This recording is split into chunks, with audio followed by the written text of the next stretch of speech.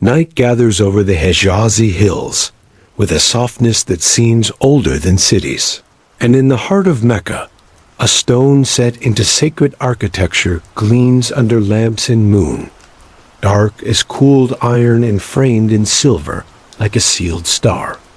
Millions of footsteps circle the Kaaba in rhythms that have outlasted empires, each circuit beginning and ending at a single point where hands reach, where lips brush metal, where a gesture becomes a memory that outlives the body that made it. To call it a stone feels insufficient, because the object has absorbed not only touch, but centuries of meaning, inheritance, and awe, becoming both material and metaphor at once. It is the Black Stone, the mark that anchors a pilgrimage and a story, a small surface carrying a sky's worth of attention, and it stands patiently as questions gather and disperse like birds over water, never quite landing. Tradition says it fell from heaven, given to Abraham as a sign, and set in a corner of a house raised to honor one god under an early desert sky, a narrative that makes geology a servant of covenant and memory. Other traditions add that it was once as bright as milk and blackened by the touch of human sin, an inversion that turns color into a chronicle of moral weather written in mineral script. If this is the heritage, then the stone is a relic of promise as much as a physical object, a junction where myth and faith meet without complaint or need for apology. Yet even within reverence, a second kind of curiosity persists, the quiet, careful kind that asks what this substance is, where it came from, and how its journey to this place might be written in its fabric. The silver frame around it holds several fragments, a detail that hints at an eventful life, as if the object survived fire and theft and return, each episode leaving a seam like a healed bone.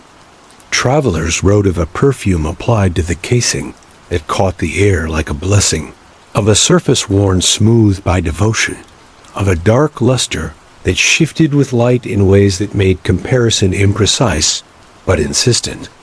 Some likened it to basalt, others to glass, still others to something not easily pinned to a single category, as if the stone too resisted simple naming. In that resistance lies the origin of 1,000 articles and an equal number of cautions, because to know would be a kind of intimacy, and intimacy with what is holy is something to approach slowly. A question that most easily ignites the imagination is whether the Black Stone is a meteorite, a fragment of sky that became not merely a rock, but a symbol, a story carried by iron, nickel, and time. Meteorites have fallen across Arabia for as long as there have been skies and sands, leaving impact craters and glassy fusions, reminders that Earth is not a sealed room, but part of a larger traffic. Pre-Islamic Arab cultures revered beetles, stones believed to hold divine presence, and some of those stones were likely of celestial origin, lending a precedent to the idea that sky stones can become anchors of worship. If that lineage holds, then perhaps the Black Stone is both divine and stellar, both heaven's emblem and the cosmos visiting card. Opposing hypotheses suggest that the stone could be terrestrial, an ancient agate or a bitumen-rich sediment hardened and darkened by age, chosen not for origin but for meaning, pressed into significance by ritual and memory rather than by orbit and fall. Others mention impact glass, the tektites formed in heat so sudden that sand becomes nature's beadwork, smooth and dark, with the story of a violent instant caught and cooled. To choose among these possibilities without cutting a sample is to read through glass at twilight, a method that rewards patience and punishes certainty, requiring the humility to say perhaps and the discipline to stop short of verdict. That pause is not failure. It is a form of respect for both the object and what it means to those who circle it.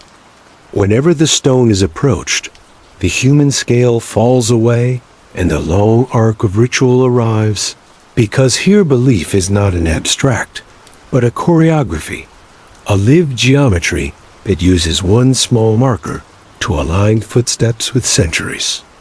Pilgrims greet the stone not as mineralogists, but as rememberers, acknowledging a covenant that predates them and will continue after, touching a threshold more than an artifact.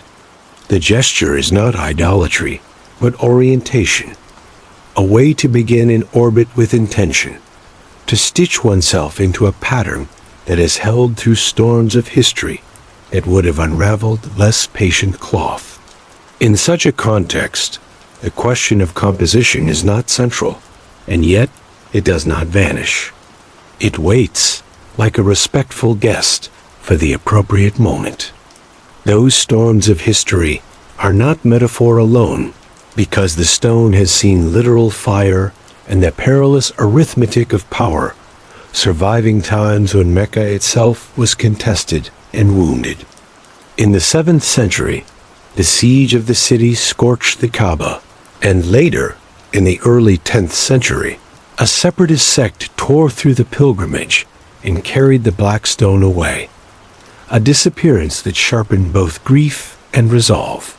Decades passed before it returned, and what returned was held by silver to keep its pieces as one, a reminder that sacredness does not ensure invulnerability, and that sanctity, like all treasures, requires guardianship and the will to repair.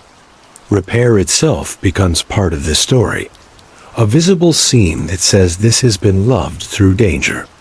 Because the object lives at the junction of devotion and inquiry, it pulls other questions into its orbit, questions about authenticity and continuity that are both sensitive and inevitable.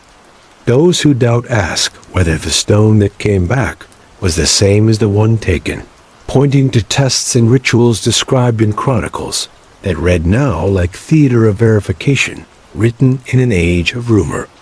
Those who believe do not require such tests, because their relationship is not to laboratory confidence, but to a story made strong by use, prayer, and community, a fabric woven with threads more human than metrological. Between these stances is a corridor where mystery is allowed to breathe, where neither certainty demands too much, nor skepticism insists on applause. The idea that a stone could be heavenly in both senses, by descent and by meaning, is not unique to Mecca, though here it takes on a clarity that makes comparisons feel polite rather than persuasive. In the ancient Near East, stones were named as houses of God. Omphaloi marked centers of the world, and in Egypt, a benben anchored creation, each object tying sky to earth in a grammar older than alphabet. The Black Stone gathers these currents and channels them through a monotheistic center, grounding the pilgrim's path while pointing beyond the horizon, occupying the paradox of being both small and enormous with equanimity. Paradox is not a problem to be solved. It is a landscape to be walked with care. Scientists who think in terms of composition and origin acknowledge limits with a clarity that is itself instructive, because some questions cannot be asked with scalpel and flame when the specimen is not accessible in that way. Non-destructive techniques, remote observations, and the cautious interpretation of traveler accounts do what they can, but they stop where reverence begins, accepting that not every curiosity earns the right to tear cloth. That acceptance opens another line of inquiry, one that studies the study itself, asking how knowledge behaves when boundaries are ethical rather than technical, and how patience can be a method rather than a delay. In this, the Black Stone becomes not merely an object of investigation, but a teacher of disciplines that our haste often neglects. What remains is the night, the circling, the lamp glow on silver, the texture of a surface that has become smoother than any stream stone, the weight of a silence that is not emptiness, but fullness holding its breath. To stand before it is to feel time compress and expand, to sense that the question of what it is might be less urgent than the question of what it does to those who meet it, and what it asks of those who will never touch it at all. The first step is always taken beside it, and that first step is always toward mystery, because to begin is to consent to not knowing in order to learn. Ahead lies a history that complicates gently, and a sequence of possibilities that bloom like constellations when the lamps dim and the mind looks up.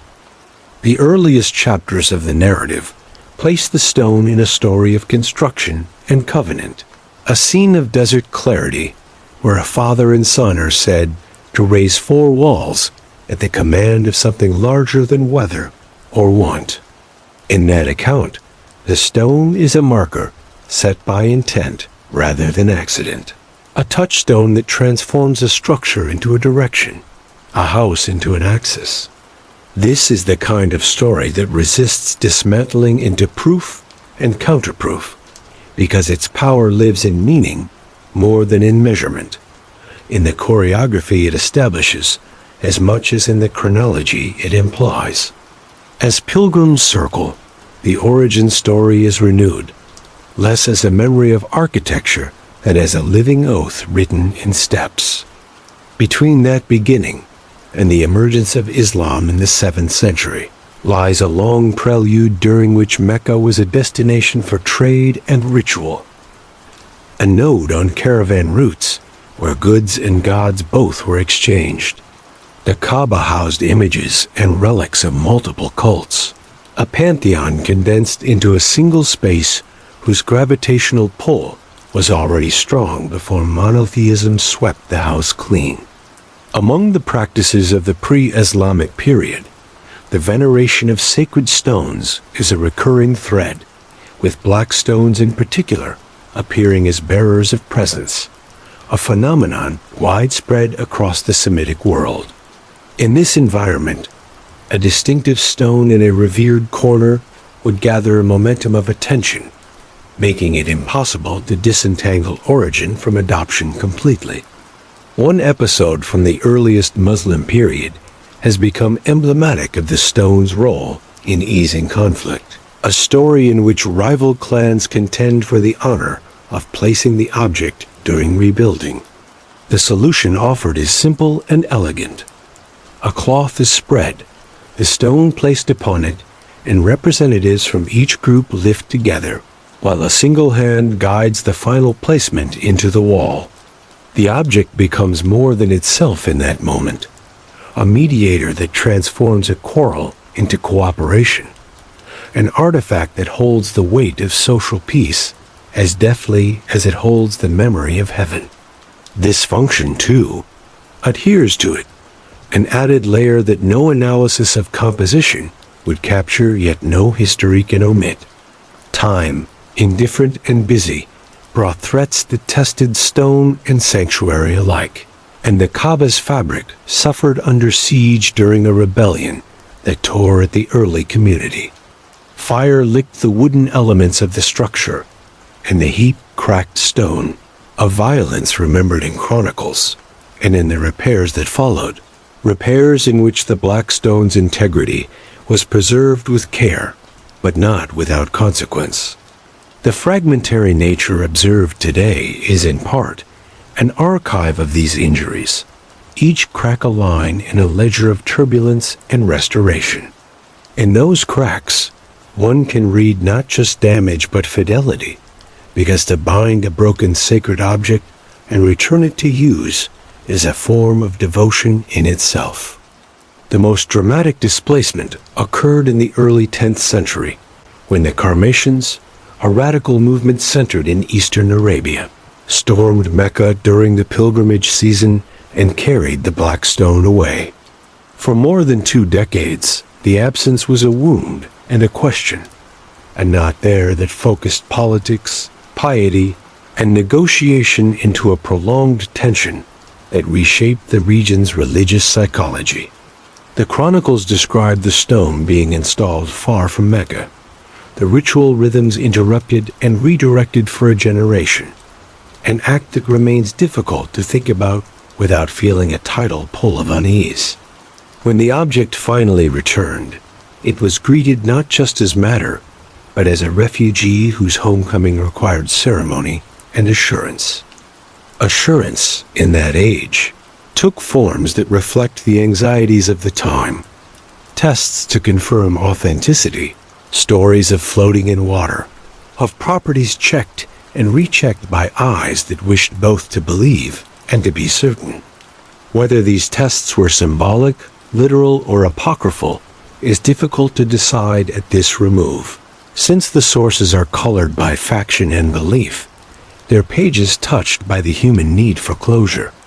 What is clear is that the returned stone was set once more into the Kaaba's eastern corner, secured by a metal casing to unify its pieces, and received by a community eager to move from absence to presence.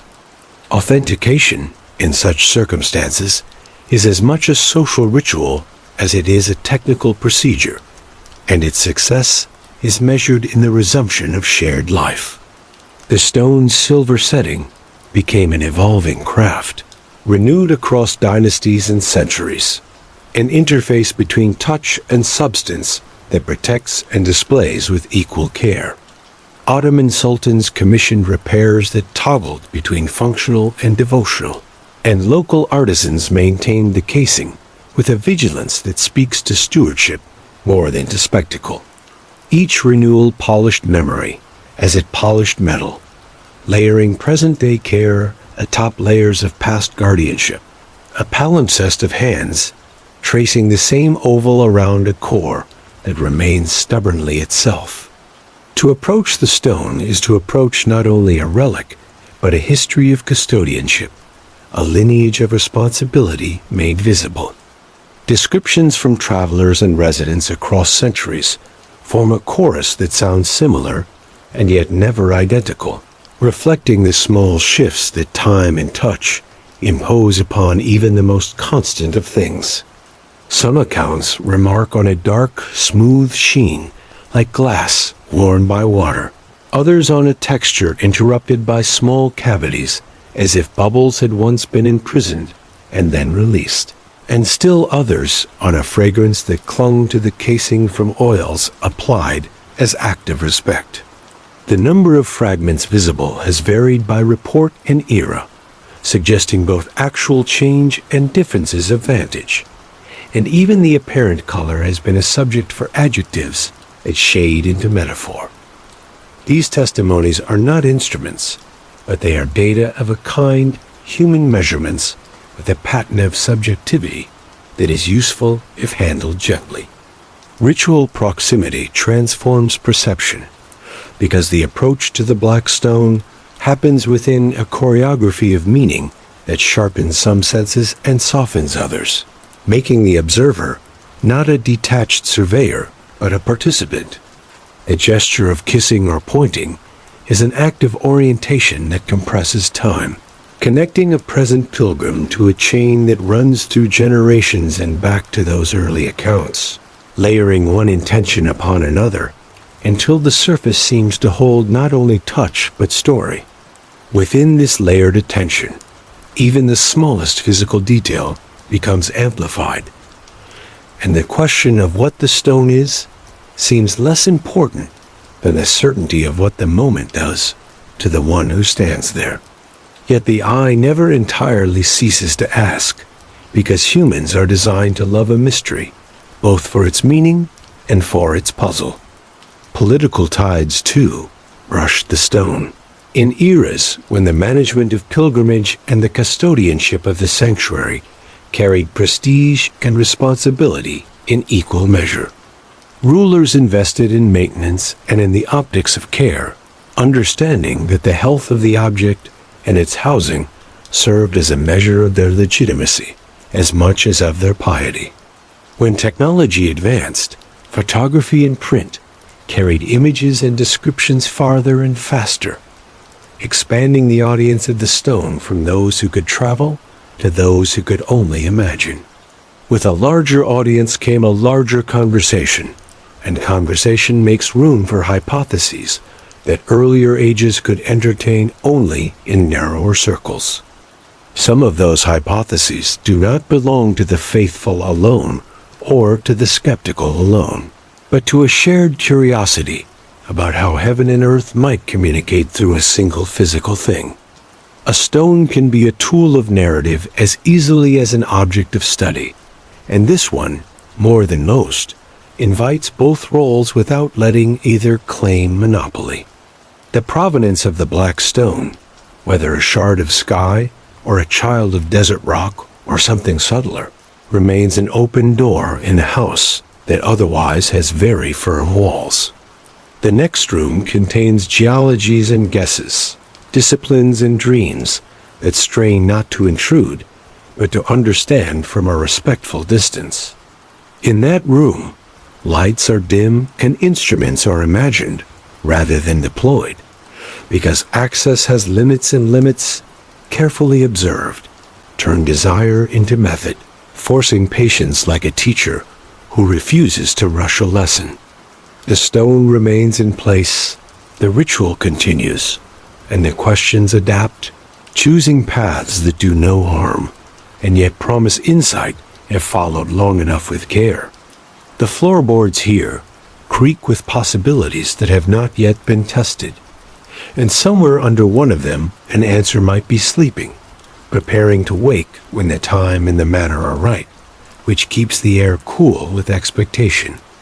To imagine the black stone through the lens of science is to stand at a respectful distance and think in families rather than in individuals, to consider which types of materials could look and behave as eyewitnesses describe. Meteorites form a diverse clan. Iron-nickel masses that shine when cut, stony chondrites filled with ancient spherules, and rarer chondrites that resemble igneous rocks from worlds that cooled differently than ours. Each family carries diagnostic signatures in texture, density, and chemistry, details that normally require a slice and a microscope, a luxury out of the question here, and thus replaced by inference from sight, touch, and careful comparison. Those constraints do not kill curiosity, they sharpen it. If the stone were iron, even in fragmentary form, certain expectations would follow. A density that anchors the hand, a tendency to rust if left unsealed, and a surface that responds to a magnet with a sure tug. Accounts do not speak of obvious iron qualities, and the object's blackness, smoothness, and reported vesicles push the imagination toward other candidates, ones that present glassy skins and bubble textures more readily than metal does. Stony meteorites could in principle resemble dark basalts, but their characteristic chondrules remain a question that only thin sections could answer, and thin sections are not in the cards. We are left with silhouettes and impressions, the shapes that inference takes when touch is limited by ritual and respect. Another family enters the scene from a different direction. Impact glass and tektites, materials born when meteorites strike sand-rich surfaces and transform grains into liquid that cools quickly into dark, lustrous forms. Tektites can be smooth, pitted, and bottle-colored, with a hardness and gloss that play tricks in lamplight, and they can be mistaken for obsidian by eyes that crave simple categories. Arabia has known impacts, and the sands are generous to glass, but the provenance of any single specimen would be hard to trace without context or location. And the black stone's context is defined by meaning more than by a known crater. Still, the family resemblance lingers at the edge of thought, a cousin recognized across a crowded room. The suggestion that the stone could be an agate or another form of silica-rich terrestrial stone complicates matters gently, because agate can be dark, and can take a polish that deepens into gloss under oil and the touch of many hands. Agate does not typically present vesicles in the way molten glass does, but weathering, surface coatings, and centuries of care can alter appearances in ways that make textbook comparisons unreliable. Photographs through centuries, taken under different lights and with different lenses, render the surface differently, each image an interpretation more than an unmediated view. Within that variability, certainty withdraws and probability sits quietly, making room for humility. Then there is the echo from the empty quarter, the Wabur site in the Rub al-Khali, where an impact into soft dunes left droplets of glass, twisted metal-like shards of nickel iron, and a blackened vitrified landscape that still glints in the sun. The discovery in the 20th century of that field of exotic debris offered an object lesson in how the desert can host sky-borne material and transform it under heat into forms that look both alien and familiar. Some enthusiasts drew lines from Wabur to Mecca, not as a direct path, but as a proof of possibility, an existence claim for the kinds of materials that the Black Stone might belong to. The mind, once shown an example, begins to see cousins everywhere, a useful but dangerous habit in the absence of hard tests. Hard tests here are replaced by non-invasive thinking. Spectroscopy from a distance is difficult in a crowded, polished, perfumed setting. Radiography would be intrusive. Microsampling is off the table. What remains are eyewitness traits that recur across eras. The stone appears dark, often described as black. It has a luster that can look glassy. It is composed of multiple pieces held by silver. Small pits or bubble-like features are sometimes noted, and it has endured without obvious corrosion. These features, taken together, keep the meteorite and the glass families in the conversation without dismissing terrestrial options. A stalemate that is less frustrating when one accepts that the game being played has no clock. In science, a paused question is often the beginning of a better one, an opening into a wider field of inquiry. An additional layer is the care given to the stone. Oils, perfumes, and the touch of countless hands over centuries have created a patina, a living surface conditioned by human contact that changes how light behaves on it. Polished glass, polished stone, polished metal, all reflect differently when anointed and warmed by skin, and the humid microclimate of breath and bodies alters appearances faster than arid isolation would. The silver frame, too, reflects and filters, creating contrast that deepens perceived blackness and can make a dark gray seem midnight under the right lights. Perception, we discover, is a participant, and any remote investigation must be modest about what it claims. Skeptical lines of thought raise a different point, that even if the stone is from heaven in the narrative sense, its geological origin need not be extraterrestrial, because sacredness is assigned by story and ritual rather than by isotope ratios. A desert pebble can be made as holy as a tektite by the use to which it is put, and a meteorite can remain a mere curiosity if untouched by a community's imagination and devotion. The Black Stone holds both possibilities and tension, allowing those who crave a skyborne origin to dream responsibly, and those who prefer a terrestrial origin to rest in the knowledge that meaning does not need meteors to be authentic. This is not a dodge. It is an acknowledgement that two kinds of truth can orbit the same object without colliding. Of course, the mind that loves patterns roams beyond the single stone, noting that cultures across time have treated meteorites with reverence, often identifying them as messengers, anchors, or embodiments of divine presence. The iron of ancient blades and statues is sometimes meteoritic, prized for its descent and for the awe wrapped around the very idea of sky metal made handheld, while dark stones become access points for ritual in places far from Mecca. In this comparative frame, the Black Stone is both unique and part of a global habit, an exemplar that invites us to ask how humans read the sky's gifts and how those readings become traditions that last longer than any empire. The comparisons do not diminish its distinctiveness. They enrich it by giving it neighbors in a neighborhood of mystery. If there is a caution to be voiced, it is to resist turning curiosity into demand, to resist insisting that a sacred object must submit to procedures designed for museum artifacts or field specimens. The balance between inquiry and reverence is delicate and instructive, teaching by its very constraints that not all questions are for all times, and that waiting can be a discipline rather than an abdication. Meanwhile, the stone sits, the pilgrim's path continues, and the scientific mind stores possibilities like seeds in a cool jar, knowing that some may germinate later when circumstances change, and that some may never be planted at all. Seeds do not mind waiting. They understand seasons better than we do. With all this in mind, the question remains luminous.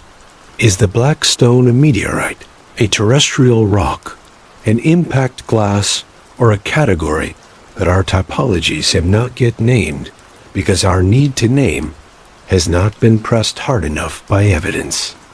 A mystery is not a failure to classify. It is the engine that keeps attention awake, that keeps steps circling, that keeps hands reaching with tenderness rather than with force. The next avenue leads away from composition and toward function and meaning, toward the rituals that allow a society to compress history into gesture and to place a universe inside an oval of silver. Beyond that threshold, the air grows warmer, and the sound of footsteps becomes a tide that erases categories with every pass, and yet leaves the stone strangely more itself. Ritual makes places sing even in silence, and in Mecca, the choreography of the pilgrimage gives the Black Stone its measure, a beginning and ending point that turns walking into a compass and a story into a path. Each circuit of the Kaaba begins at the corner that holds the stone, the pilgrim marking intention with a kiss, a touch, or a raised hand if closeness is impossible, an inclusive grammar that recognizes both longing and limitation. In this gesture, proximity is not privilege but participation, because to signal from a distance is to be written into the same sentence as those who press their foreheads to silver. The object's function here is to anchor a direction, to make orientation bodily, a role that knits stone to flesh without confusion. The Kaaba has 4 corners, and each carries a name and a memory. But the eastern angle with its dark oval has become in the world's imagination the most vivid, an icon at once modest in size and vast in meaning. The blackness against white marble and gleaming silver sets up a contrast that photographers adore and pilgrims feel as gravity, a visual and tactile emphasis that clarifies the start of a sacred loop. Inside that clarity, time folds, and the historical episodes that once threatened this corner to vanish refresh themselves as warnings and as vows, reminders that even the most protected places require the continuous labor of care. Care is another word for love when applied to objects like this, and love is another name for the patience rituals teach. Custodianship in the modern era is a complex choreography in its own right, blending conservation science with tradition, managing the flow of human bodies with sensitivity, and maintaining the casing with materials that honor both durability and symbolism. The silver frame has been replaced and revived across centuries, its surface sometimes engraved or repaired, always designed to protect the fragmented core without erasing its living outline.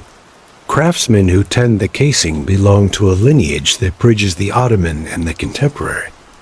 Their work a quiet continuity that viewers may not notice, but that hands know by instinct.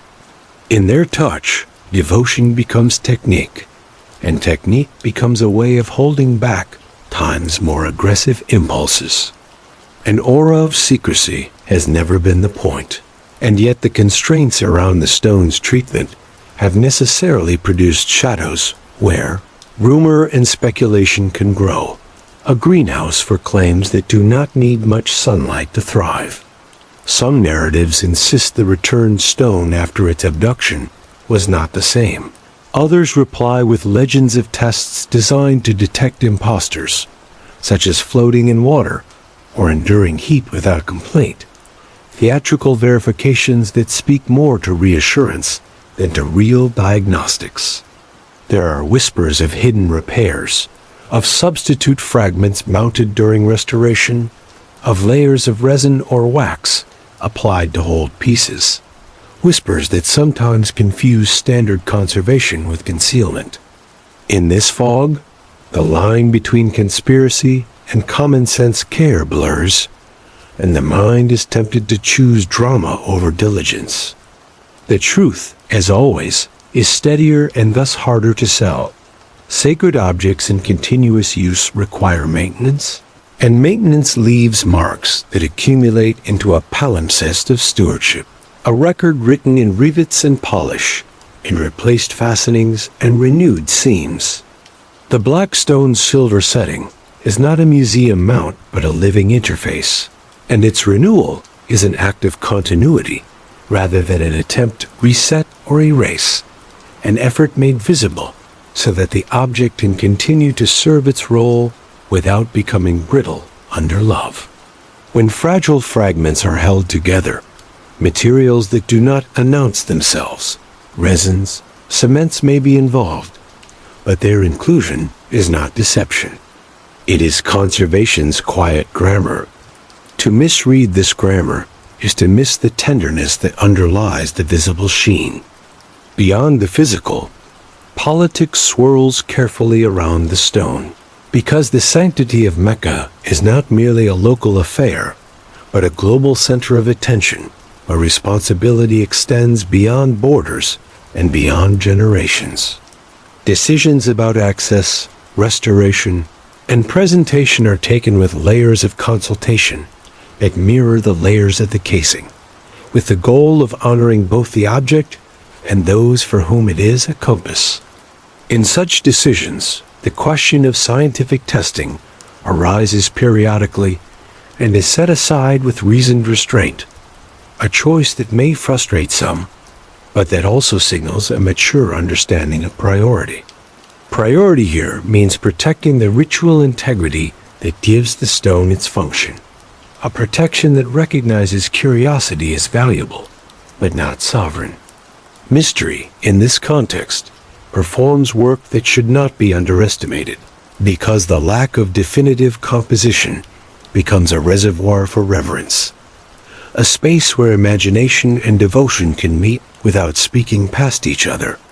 Those who need a meteorite can envision one. Those who prefer a terrestrial origin need surrender nothing.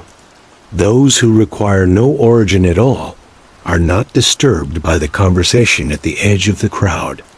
This open-endedness does not weaken the ritual. It amplifies it, allowing an object to serve many without fracturing into factions, a unity rare enough to be cherished on its own terms. In a world that often demands answers as tickets to belonging, the Black Stone offers belonging first and lets answers, if any, follow. Still, the mind's appetite for pattern persists, and it is fed by parallels. The ancient Near Eastern beetles, the Greek omphalos stones, the Roman palladia, the Ethiopian tablets, the Hindu shaligrams, each an object that became a focus of worship and identity. Meteorites in particular have a way of sliding into these roles, their descent a ready-made sign that invites interpretation, their unusual density and texture lending them a flair that ordinary stones lack. The line from sky to shrine is not inevitable, but it is well worn, and to place the Black Stone within this lane is to honor both its particularity and its membership in a human pattern older than writing. Patterns comfort by showing us that our ancestors' instincts were neither random nor naive, but continuous with our own. There is also a more intimate dimension, the individual pilgrim's encounter, a moment that defies photography and analysis, because it is a dialogue between expectation and sensation, between a story learned and a surface encountered. Some will feel heat, others coolness. Some will notice scent, others none. Some will register the idea of stars held captive in a corner, others only the presence of a crowd and a gratitude for proximity. Each impression becomes a sentence in a private chronicle, and together, these sentences form a literature of experience that no archive can fully contain and no test can certify. In these variations, the stone's mystery becomes personal and durable, a memory that invites return in dream, if not in body. Against this background, louder claims from the fringe come and go. Announcements that samples exist in secret, that laboratory results are suppressed, that the casing hides a substitution made in some numbered year for reasons at once practical and nefarious. Such stories flourish on the edges of any revered object's biography, borrowing the gravity of this center to send their smaller planets into dramatic orbits. Their existence is not surprising. What matters is that they fail to disturb the central choreography, which continues with the serene persistence of water and tide. The stone's greatest defense against rumor is the ritual that keeps it needed, seen, touched, and held by a community that knows the difference between spectacle and sacredness without needing footnotes. The unresolved status of the meteorite hypothesis becomes, in this light, not a flaw to be corrected, but a feature to be cherished, a way for the stone to remain multivalent, to be at once geology and theology, history and present, artifact and event. This ambivalence lends the object a capacity to absorb attention without becoming exhausted, a resilience that allows it to stand at the center of both devotion and debate without being consumed by either. Where certainty would close a door, mystery keeps the house open, inviting entry from many rooms, each with its own music. The corridor ahead opens toward a wider landscape of sky stones and sacred stones, a comparative horizon that promises both resonance and contrast. As we approach that horizon, the air thins and the constellations of analogy become clearer, revealing a network that stretches from deserts to deltas, from temples to simple shrines, all threaded by the human habit of finding the infinite in the finite. The question waiting there is not whether the Black Stone belongs to this network, but what that belonging tells us about how we have always read the sky and the earth together, writing meaning where they meet. The edge is close now, and just beyond it lies the ancient habit of catching falling fire and granting it a home, a habit that will make the final part of this journey both larger and more intimate than we expect. Across cultures, the sky has been a library with no walls, and meteorites are the books that occasionally fall open at our feet, their pages written in alloys and silicates rather than in ink. Ancient Egyptians enshrined a pyramidal Benmin at Heliopolis as the first mound of creation. Greeks crowned Delphi with an omphalos that marked the world's navel, and Romans guarded Palladium, said to ensure a city's safety, while Semitic traditions cradled Beetles, whose very name hints at a house for the divine. In more than one of these cases, The stones were suspected or confirmed to have fallen from the sky, a credential that made them feel both alien and intimate, both visitor and kin. The Black Stone resonates within this chorus as a soloist whose voice carries a familiar melody in an unmistakably unique timbre. Meteorites invite devotion because they collapse distance, placing a piece of beyond into our hands, compressing light years into palm width, turning the abstract into the touchable, the unimaginable into an object that warms under skin. Iron from heaven became sacred blades and images in ancient cultures, not simply because of rarity, but because of the thrill of descent, the sense that the planet had been visited by something that chose to be found. Even when a sky stone was not embedded in ritual, it lived as a story, a local legend with dates and names, a token passed through families, like an heirloom that glints differently at each telling. Human beings are storytellers by metabolism, and falling stones feed the tail hunger as well as the eye. In this broader context, the Black Stone's dual identity, ritual anchor, and object of unanswered questions feels less like an anomaly and more like an apex, a culmination of impulses that have been with us since we first looked up and saw fire move without wind. The meteorite hypothesis thus carries more weight than simple curiosity. It represents a desire to link this central Islamic relic to a pattern as old as awe, a desire tempered by the understanding that such linkage must be humble and provisional. Conversely, the terrestrial origin theories are not demotions, but alternate routes to the same summit, ways of honoring a sacred function without requiring a celestial passport. Both routes affirm that meaning is the final arbiter, and the path of meaning is built by footsteps, not by indices of refraction. Future instruments tempt us with visions of non-invasive analysis that could, in theory, whisper answers quietly, techniques that read surfaces optically or vibrationally without touch, that measure density through fields rather than through drilling. Whether such methods will ever be invited into the stone's presence is a separate question, one that belongs not to laboratories, but to custodians and communities, to conversations where respect outweighs hunger. There is wisdom in restraint, and not every tool must be used simply because it can be. A lesson is applicable to hearts as to heritage. Meanwhile, the unsolved status continues to generate attention that is mostly tender, a form of inquiry that feels like prayer even when its vocabulary is secular.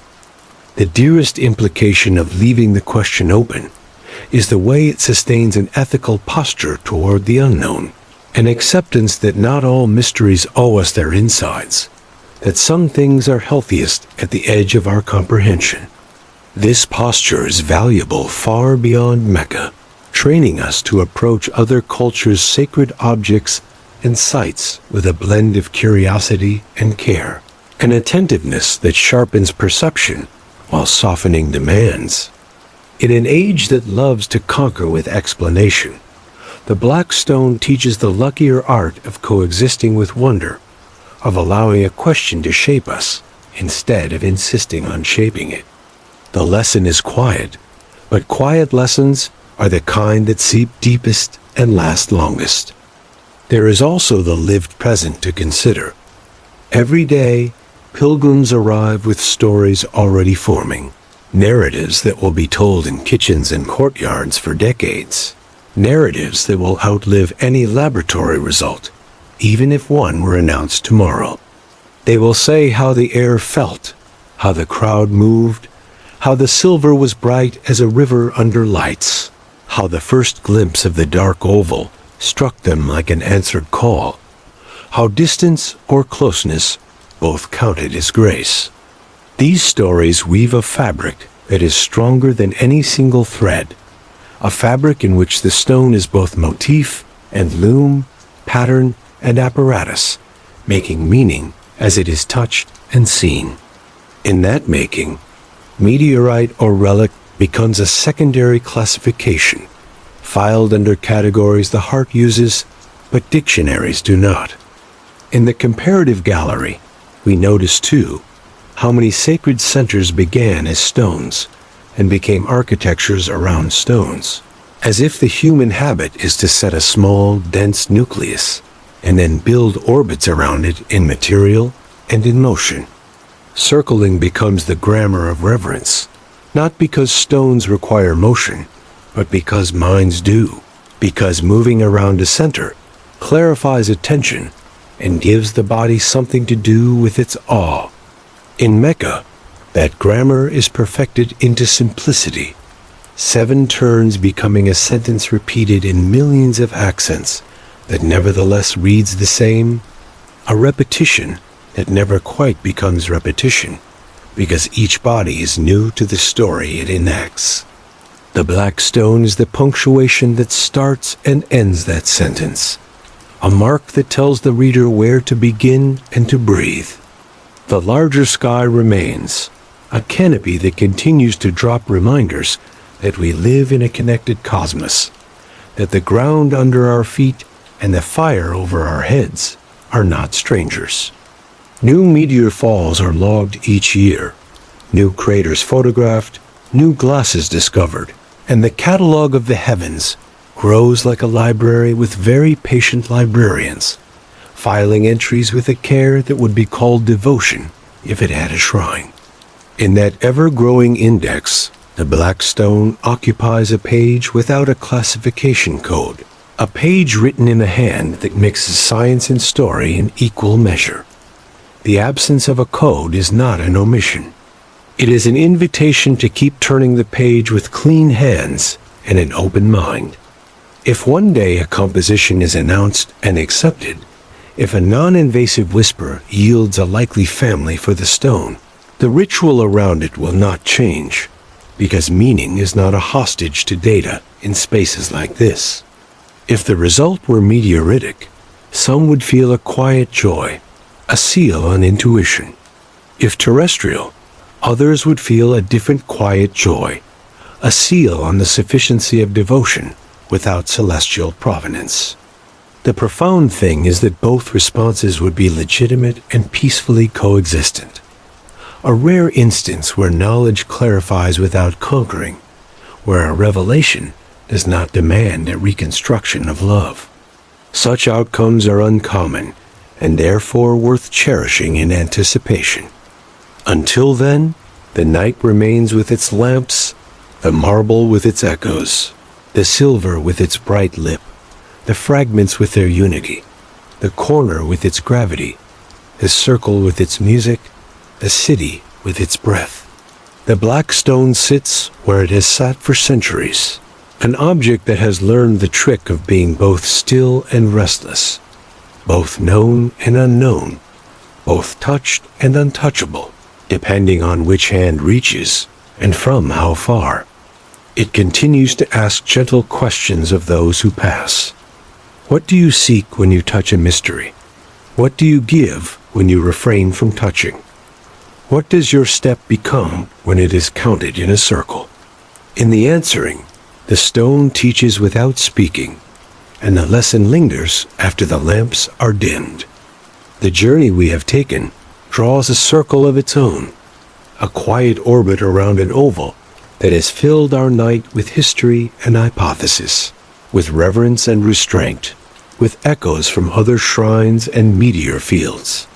The final scene is not a resolution, but a return to the threshold, to the corner where everything begins, to the thought that some questions grow richer by being well kept rather than quickly solved. Before you drift into sleep, remember mystery is never truly lost, only waiting to be found. If you enjoyed this journey, subscribe for more relaxing ancient mysteries, and let your curiosity guide you deeper.